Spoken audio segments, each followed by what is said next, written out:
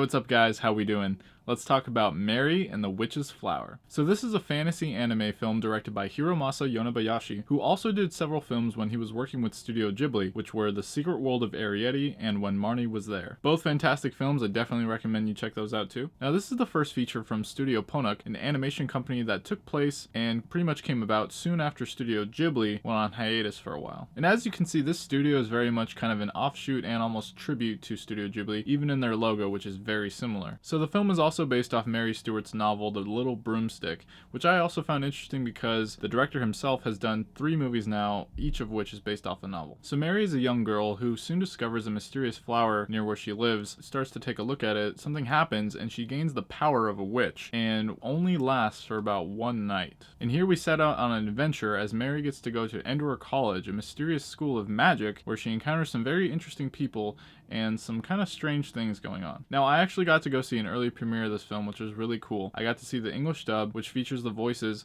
of Kate Winslet, Ruby Barnhill, as well as Jim Broadbent. I felt like this was a very natural dub and I really enjoyed the performances.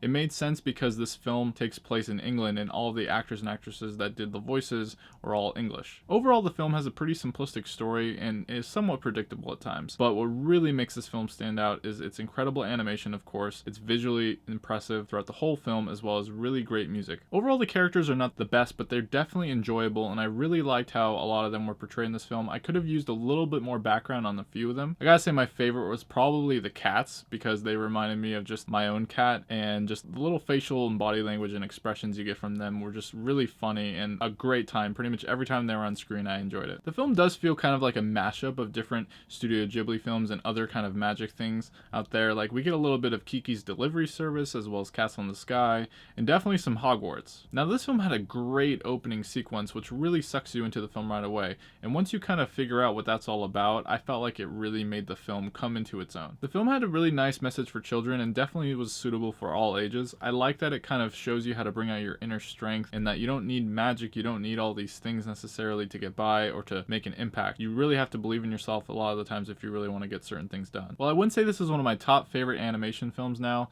and I would actually prefer the other 2 films this director has done compared to this one. I do see this as a very nice overall tribute to Studio Ghibli in particular. I swear there's a character in here who just looks so much like he could be like an English Miyazaki. I swear they did that on purpose, and I want to know if you think what you think of that too. He's the gardener character. His name, I believe, is Zebedee. This film is definitely worth seeing, and because the animation is so beautiful and gorgeous, I feel like it makes up for a lot of things. Whether it's playing in select theaters right now, definitely go out and support Japanese traditional hand-drawn animation. One thing that was really cool with the premiere is we actually got to see a nice kind of 15-minute interview with the director as well as the producer, Yoshiaki Nishimura. I don't think I've ever seen that in a traditional movie theater, and I thought that was awesome. I hope movie theaters continue to do special events like this and show little extras like that here and there. The composer of this film did a great job. He was also involved with When Marnie Was There, but I really like Joshua Messick's hammered dulcimer sounds that you hear throughout the film. Go watch a trailer for this film and just listen to that sound. If that doesn't intrigue you to watch it right away, I don't know what will. I definitely felt this film had some nice deeper themes to it as well,